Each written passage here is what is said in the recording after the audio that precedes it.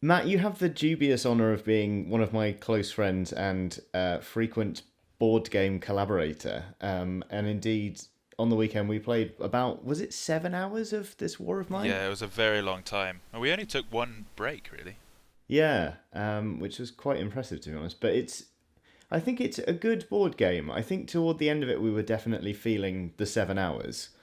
Yeah, Um, I would think we were too, but I also think a lot of that the game can't really be blamed for in its current state. Actually, the more I think about it. yeah, I mean, it certainly felt like we were under siege for quite some time. But it's not. It's not that the game is clunky or anything. I think so. Basically, to explain kind of a bit more for those who are maybe tuning into this video and haven't read the text article it's going to be embedded in, basically, this War of Mine seeks to simulate the video game in that you have a house with people in it who are trying to survive this siege, and you do that by building upgrades to your house. So you can build heaters and stoves and Cheers. chairs, very important, and beds. So you really do start out with pretty much nothing actually at the start of this game, and then in the day phase you kind of you do up the house as best you can with the resources you have, and at night time you go out and scavenge for more of those.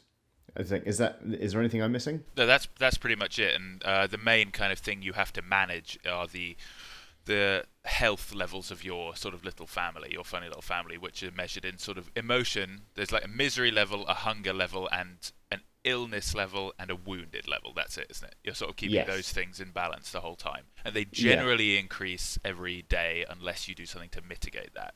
That's Hmm. sort of that's what you're spending all your sort of gathered food and chairs on, making people happy. chairs Yeah. chairs make people really happy if you've got a good book. I mean, it was kind of an interesting thing. I think early on we maybe struggled a little bit to balance out how everyone was doing, and people were quite quickly getting dangerously tired, like halfway dead tired, because we were having to get them to do so much. And it wasn't until we built a few upgrades, like building a stove so we could increase the amount of food we had available and stuff like that, that we really got motoring. Yeah, It was well, kind of interesting. actually, it's funny what you just said about the length of the time we played, because I do agree that it's actually quite a pacey game. Like once we were a Mm, couple of days into it, we were clipping through the turns and sequence of events like really fast. mm, It just lasted for many days, but the more I think about that, the more I wonder if maybe we are actually on what's quite an unusual playthrough of it. Just because the more I think back to it, the more I think we actually got dealt quite a lucky hand like I think so like from too. the beginning. Certainly, I was thinking about that stove. The stove is an idea, right? It's not part of the initial starter set of cards. Like, my God, if we didn't have that stove Mm, and that fifth person from the first day, we would have been in trouble, and it would have been a very short game. So I think, in fact, I was wondering how much the sort of slog of it, not that it was grueling to play, but the sort of the length of time, how yeah. much that is part of like the emotional setting the game is trying to give you, because the tension increases the longer we go, right? Mm. Because things start getting worse and worse, and you just have greater probability of encountering something horrible like a gang attack or rats eating all the food, that kind of stuff. And I was thinking most games probably don't last all that long. They're probably about an hour and then you die. Yeah, So I I think think maybe the length of it is part of that. maybe we did just get lucky then. Yeah, that wouldn't surprise me to be perfectly honest. Because yeah, I mean we didn't even nobody got sick until pretty much the last round we played, Yes, and when I we think took that that's sick man in and he made everyone sick in the final turn. he had a shotgun though, so it was worth it. Yeah, But I think yeah, we probably got very lucky there. We very quickly got rolling on the food thing, especially after we mugged an old lady for her repeatedly. food. Um, and then we just kept cooking more and more stuff. I think we did get lucky, but there were a couple of moments where it really took our legs out from under us. Like we got hit by a plague of rats one night, and they ate all of our non-perishable food. Sorry, all of our perishable food, everything but canned food. And I looked at the events deck, which is how many basically cycles, day and night cycles, you have to go through before you have a chance to end the game and win. I just thought we're not going to make this. There's no way we can do it. Yeah, I mean, Um, it felt really unfair that moment. Actually, I would say that was the high point of my sort of emotional response to the game. Actually, just because we'd sort of figured it out by that point. Like we were mm, being quite cocky, and we'd put our sort of internal household economy was largely built around us scavenging enough raw food to turn it into more raw food with the stove and keep Yeah, everyone just about well fed enough. So yeah, when there was nothing we could do about a bunch of rats coming and eating our entire plan as much as they were eating our food, like I was pissed off actually. It made me angry, yeah. which was really good. I mean, the fact that it was so unforgiving and disrespectful to us. You know, it Mm. wasn't like, oh, well done, you guys have come up with a clever economic solution to winning the game. Like, here's a prize. It was like, no, now it's all gone, and that sort of made me quite frustrated, which is a good thing in the context of the game, I think. I think so, and I'm glad you mentioned the fact that you had such a strong kind of negative emotional response to something that is built into the game, because there's another game that is kind of vaguely similar to this War of Mine in that it's trying to teach you about a horrible reality that some people have had to go through. For example, this War of Mine is based loosely on the siege of Sarajevo. The other game is Kolechka, or Q, which we've both played Yeah. together, which seeks to simulate what it's like to live in 1980s communist Poland. So you've got all your meeples and you place them in queues to try and get the items on your shopping list. And, doing a successful shop is how you win. But because it's communist Poland and supply lines are really screwed up, you never know how much of what is coming into what stores, right? So, it all sounds kind of bleak, but then every round you have a certain number of action cards that will help you improve your standing in the queue. And this is where I think the educational aspect of Kolechka falls down, is because the jokes are just too good. Yeah. I've borrowed someone else's baby, so I get to the front of the queue, or I've got a list that means I can pick up the entire queue and turn it round. It's so much fun. Yeah, Screwing up it's got other. an element of satire to it. Yeah, But I think one of the things that really differentiates it from this, which is worth pointing out, is that it's competitive, whereas this is a a co-op game. cooperative. Yes, that's very The, true. the sort of the competitive edge in Kolechka makes it. I mean, it is really entertaining, obviously, to undermine your friend's attempts to buy electronic goods in the middle of the night after camping. You know, it's really fun, and I guess this game probably won't engender that like so much because it's got a bit more of the sort of bunker spirit with the people you're playing it with. Yeah, I think no, I think you're right. It's got because you're all in it together. I think it can hit you collectively harder, and so it manages to maintain the kind of more serious tone that's carried over from the video game. And it's a strange thing. It manages to be fun, but also bleak and punishing at the same time, which is quite a thin line to tread, I think. Yeah, but it definitely was fun. I mean, and certainly there are quite a lot of emotional rewards when I mean got a very simple chance system. Basically, you're just rolling 1d10 for pretty much any potential outcome that could happen in the game. But Yeah, there's enough variety in the options that we'd often be awaiting the result, with crossed fingers, hoping for something really good, and would go yeah when it went well, and oh no when it went wrong, which is a yeah, sign that you're having a good time, even though it's kind of rubbish. But again, we got lucky with one of those things. I mean, and the only thing, this isn't sort of that relevant, but the only thing about sort of the mechanics of the game that I didn't like too much was that thing where you got to visit the supermarket over and over again. Which yeah. just to explain how that works is you have an option for 3 different locations, one of which you can visit on a given scavenging run, and they're sort of randomized at the beginning. And the idea is that once you've visited one, you roll a dice, and depending on the result, it'll probably disappear.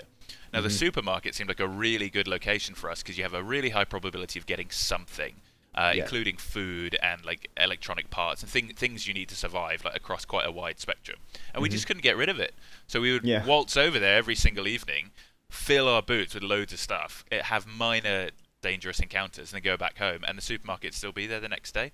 So we were Yeah. kind of raking it in a little bit, and that did make me think, it was a bit too easy for us there. Yeah, I think we got quite an easy ride, especially since the other 2 locations we had offered to us were like Sniper Junction and a military outpost. So the Yeah. likelihood that we were going to get shot to pieces if we went there meant that there was no reasonable way we could be expected to go anywhere but the supermarket. Yeah, it would have been lovely to be forced earlier to have to go into a sniper nest, Yeah. pick up Well, stuff off the ground. I think basically because we were playing the prototype edition and it's missing one of the core aspects of the game, which is going to be the book of scripts, which is going to introduce kind of like strange and different encounters, and all we had were odd kind of samples of what those might be like. I'm hoping that they'll be able to inject enough of a kind of random element into the game in order to well, hopefully there'll be other ways to get rid of locations, in short. Yeah.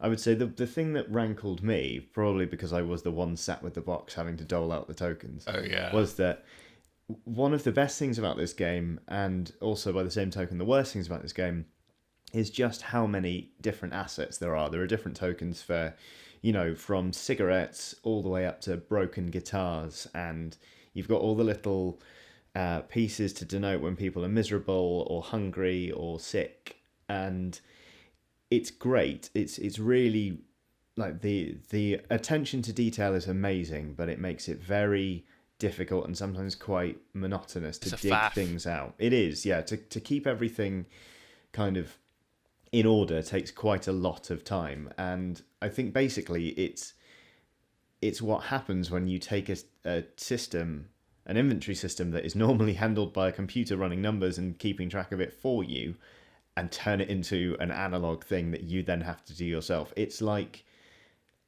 not changing any of the questions on, say, an advanced maths paper in school or university, and then handing someone an abacus and going, have fun. Yeah. Or just beans. It's slightly hoist by its own petard, isn't it? Because one of the nice things about it is how dynamic the numbers are in it, in that it completely discourages hoarding. We didn't have a chance to hold on to stuff for very long. Our guys would fluctuate in their sort of misery levels like constantly, which is great. So there's never a status quo, which is super. But that means your hand was constantly going back and forth between the box and the table. I don't really know what's to be done about that, aside from the sort of heathen suggestion that an app would be really nice. Well, there is going to be an app, but I think the app is going to be more for the book of scripts rather than managing your inventory. But yeah, I kind of agree. In this instance, it would certainly streamline things, And but on the subject of the missing sort of book that we didn't have, I mean that really I think is going to be the key, because what I realised. Just again thinking back over the game, was most of the fun we had, I reckon, was from the stories that emerged out of the game.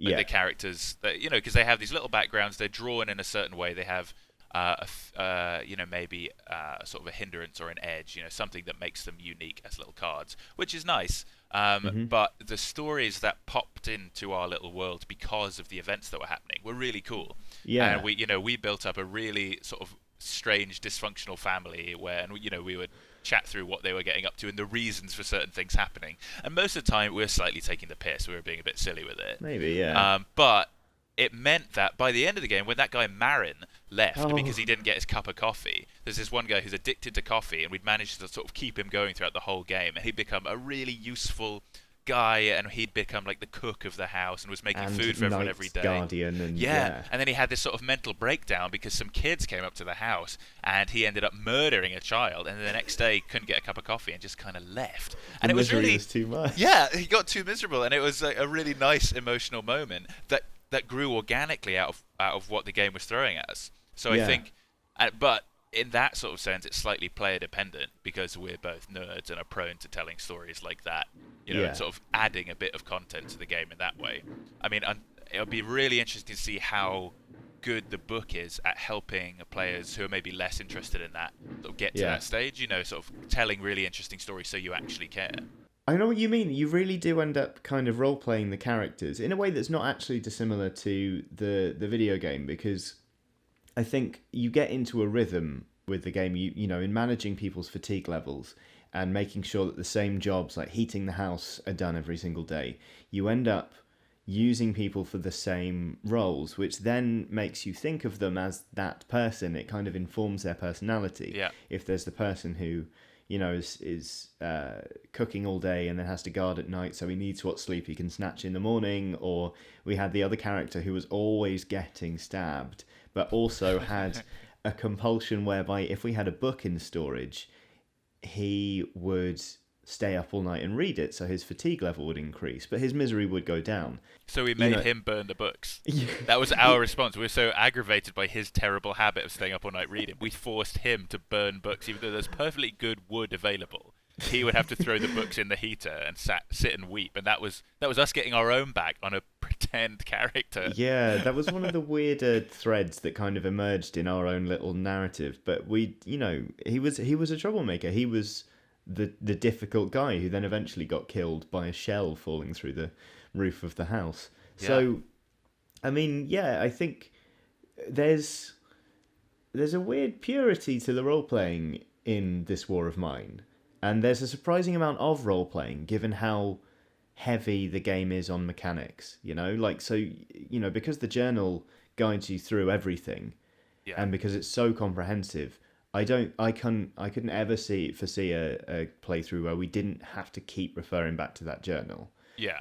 It's just so complicated, and yet there's a surprising amount of heart to it, and it guides you through gently, and there's room for you to feel and think and bicker and mug old women and burn books. Yeah, and I mean, and it does have that save system, which we didn't use, Yeah. which is a nice thing because I guess we were sort of rattling through it because we wanted to get to an end point by the end of Hmm. the day. But there's that kind of nice thing of being able to take your time with it, spend some time making the decisions, and I think the decisions thing is really interesting because again, this is something that clearly is going to be a bigger part of it once the script is written.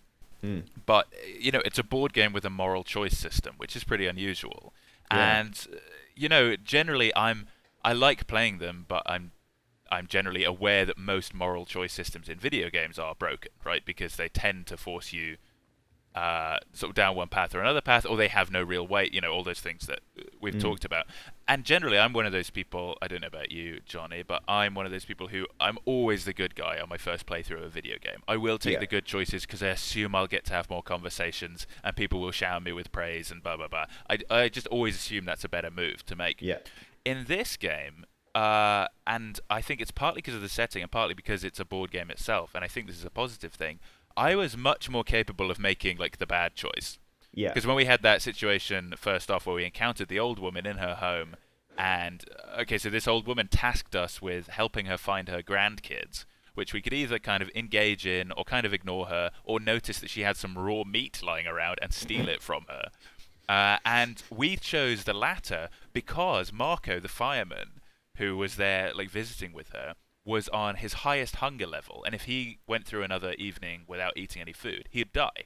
Yeah. So whereas when I play a video game, I assume the game will have created something. So if I'm really altruistic and nice, I will be saved in the final Yeah. moments, right? It's always going to have something where I can't really lose if I'm super nice to everyone all the time. Whereas Mhm. in this game, I was like, well, Marco's dead. He's going to die if we don't get Yeah. the food. So we had to say to the old woman, sure, we'll find your kids while we were stealing her raw food, which was awesome. And then it became a weird habit It where we did. kept going back and getting more food because, we'd sort of broken the seal. And that for me was really, really good for like role playing, creating a bit of a character because, it was much, much more difficult to just like be the nice guy, which is sort of fun. Yeah, I agree, and hopefully we'll be able to come back to the board game and see how it pans out when it's got the full book of scripts and everything. And we'll maybe even revisit this and see if we do mug as many pensioners as we did in the prototype playthrough. But in the meantime, thank you so much, Matt, for joining us. You're very welcome. And if you would like to see more from Eurogamer on, well, I was going to say board games. We've not done much board game coverage up until now, but hopefully more in the future. But we do have many other videos, so why not watch those? Bye!